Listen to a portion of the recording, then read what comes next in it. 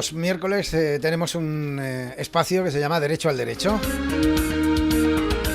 Aquí en el estudio siempre hay un abogado para hablar de su libro.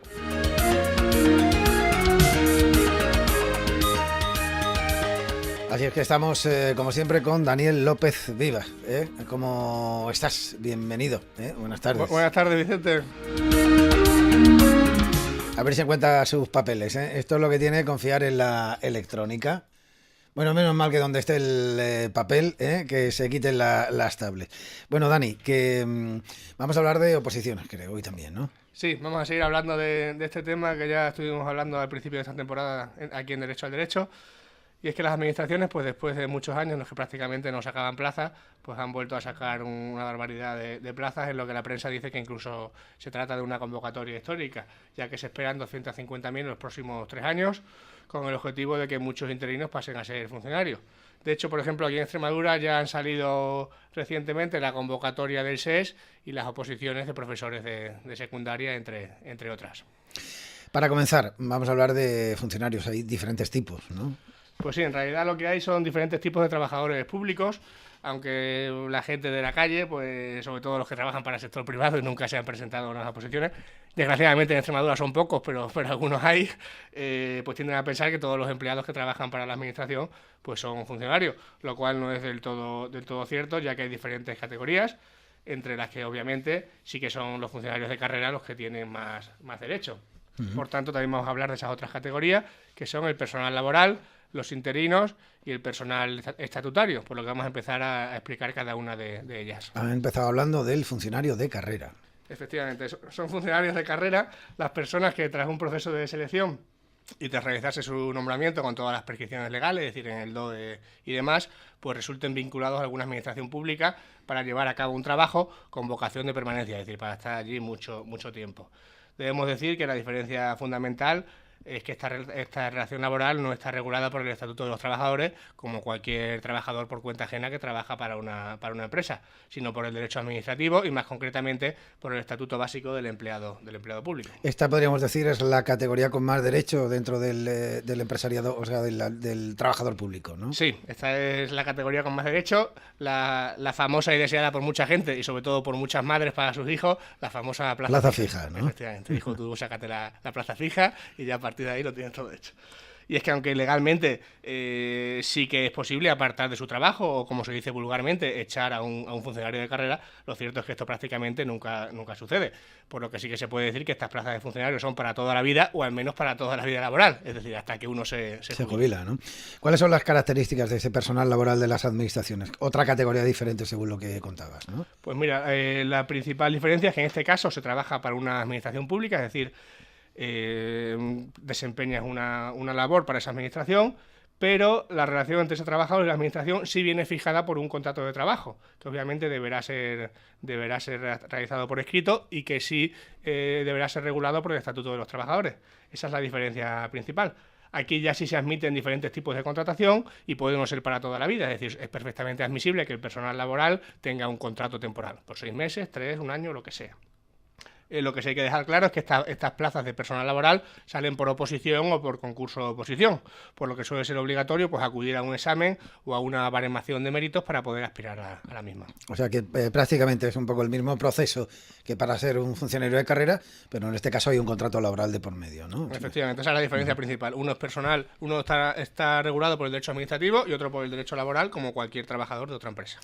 Vamos con la categoría de la que más se habla, porque siempre reclaman derechos, incluso que de alguna manera se reconozca derechos que no tienen y tal, que son los interinos. Efectivamente, mira, de acuerdo a la definición, los funcionarios interinos son quienes por razones de necesidad o urgencia desempeñan de manera temporal funciones que están reservadas para funcionarios de carrera. Como bien has dicho, es una categoría muy conocida, principalmente porque estas cuestiones que he dicho de razones de necesidad y urgencia no se cumplen en la mayoría de los casos, ya que aunque es deseable, lógicamente, que esas labores sean desempeñadas por un funcionario de carrera, la realidad es que muchísimos interinos se eternizan en su plaza y todos conocemos casos de gente que lleva años o incluso 20 décadas trabajando de interino. Es una cosa tremenda. También pueden ser interinos pues las personas que aprueban las oposiciones y que no tienen una plaza, que quedan en lo que se conoce lista de espera, o también otras que se presenten a bolsa de trabajo, que dependiendo del caso pues puede llevar un examen o también puede haber bolsas de trabajo, o llamémosle extraordinarias, en las que simplemente con una baremación de méritos también se puede acceder a una plaza de interino. O sea, el interino es el que también trabaja haciendo la misma labor que un funcionario, pero no tiene plaza, y que en un momento dado, si mañana sacan la plaza a concurso, pues sería ocupada por una persona que se lo ve y él se iría a la calle. Digamos, efectivamente, ¿no? Como ya hemos dicho, lo deseable es que estas interinidades pues fueran muy cortas, pero todos sabemos que realmente no es así. De hecho, luego vamos a hablar del personal estatutario médico, que tiene unas cifras de interinidades y de precariedad tremendas. Esta es otra categoría, el personal estatutario. Exactamente. El personal estatutario es una especialidad que tienen principalmente los profesionales de la sanidad, y en realidad puede ser estatutario fijo o estatutario temporal. El estatutario fijo es un estatus muy similar a los funcionarios de carrera, ¿de acuerdo? Es decir, sería como, digamos, un funcionario, pero dentro de profesional de la sanidad. También, ya digo, cabe la posibilidad del personal estatutario temporal, que es algo parecido a los interinos. Una de las características principales de este personal estatutario es que habitualmente cotizan a la Seguridad Social. Todos sabemos que muchos funcionarios no hacen esa cotización a la Seguridad Social, sino que cotizan a mutuas privadas, como pueda ser Muface. Muface, sí, la mayoría de ellos. Sí. El personal estatutario suele cotizar a la Seguridad Social. Bueno, dentro de este personal estatutario temporal también hay precariedad laboral. Tú lo decías. Claro, sí, como ya digo, es que las cifras son tremendas. Por ejemplo, en el ámbito de la medicina hay muchísimas quejas del personal sanitario, y yo entiendo que son plenamente justificadas. Por ejemplo, si hablamos de médicos, según datos de principios de año, solo el 50,7% de los que trabajan para el Sistema Nacional de Salud tienen su plaza en propiedad como funcionario estatutario.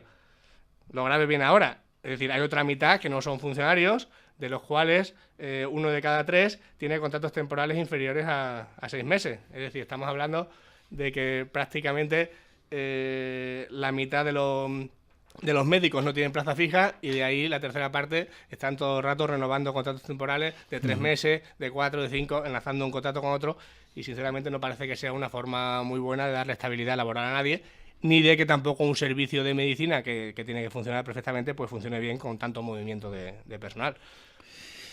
Se sacan oposiciones, muchas de ellas, como decíamos, son para personal interino, es decir, plazas que ahora mismo están ocupadas, que van a ser ocupadas por gente que sí ostendrá la plaza.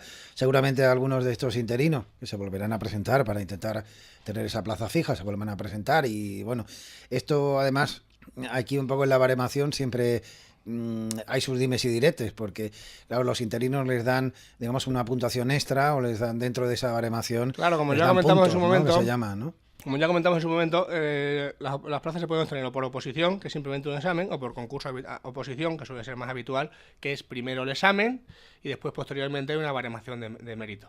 Obviamente toda esa gente que ha estado trabajando de interino en un concurso oposición tiene mucha ventaja, porque claro, se les van a otorgar puntos por todo ese tiempo que han estado trabajando, sí. Con lo cual siempre van a tener más, a igualdad de examen, siempre van a tener más puntos que una persona que no haya trabajado nunca. También lo que se pretende es eso, ¿no? Darle cierta estabilidad al personal que lleva muchos años, que ya conoce cómo funciona el servicio, la labor que tiene que llevar a cabo y demás. Bueno, lo veremos, porque se han anunciado oposiciones en la Junta de Extremadura, también en Diputación. A nivel nacional creo que también se van a sacar oposiciones. Así que después de estos paréntesis de años que ha habido por el tema de la crisis desde 2011, incluso en algunos sectores como la Junta de Extremadura, antes, si no se recurren y se vuelven a eternizar, como pasa muchas veces en sanidad, que bueno, las oposiciones incluso se tienen que repetir con gente que lleva años ocupando una plaza y de repente le dicen, no, es que han invalidado el concurso y no vale, ¿no? A ver, lo de que se recurran no lo descartes, porque es que últimamente es que se acaban recurriendo prácticamente todas. O sea, es que es la situación que tenemos, porque lógicamente, como ya he dicho en el programa otras veces, si tú te presentas a una oposición y ves que se ha hecho algo mal y reclamar esos defectos te puede favorecer. Obviamente, cuando una persona está jugando una plaza fija, un empleo para toda la vida, pues va al juzgado, va donde haga falta para reclamarlo. Entonces, claro, lo que tenemos que desear es que efectivamente todas las administraciones que saquen oposiciones lo hagan conforme a la ley y al pie de la letra de la ley, para que no quepa otra interpretación. Pero ya digo, desgraciadamente no se suele hacer así y todas acaban en los tribunales. Todo es subjetivo y la gente muchas veces ve, bueno, pues que a lo mejor una posibilidad de que se repitan incluso, ¿no? Hemos visto además, en fin, todo tipo de... Claro, sí. A ver, si tú apruebas y sacas una buena nota, obviamente no quieres que eso se mueva, pero claro, uno que haya suspendido y que vea la posibilidad de reclamar de alguna forma que le pueda favorecer, pues lógicamente está en la posición contraria. Más en una región como esta, en el que un 33%, es decir, 1 de cada 3 trabajadores de los que estamos en Extremadura depende de alguna administración pública. El resto vamos a la privada. La tasa más alta de España, ni que decir tiene. Bueno. Daniel López Vivas, lopezvivasabogados.com, para que sigan escuchando el programa cuando quieran, si es que les apetece. Un placer, nos vemos la semana que viene. Muy bien, Vicente, hasta luego.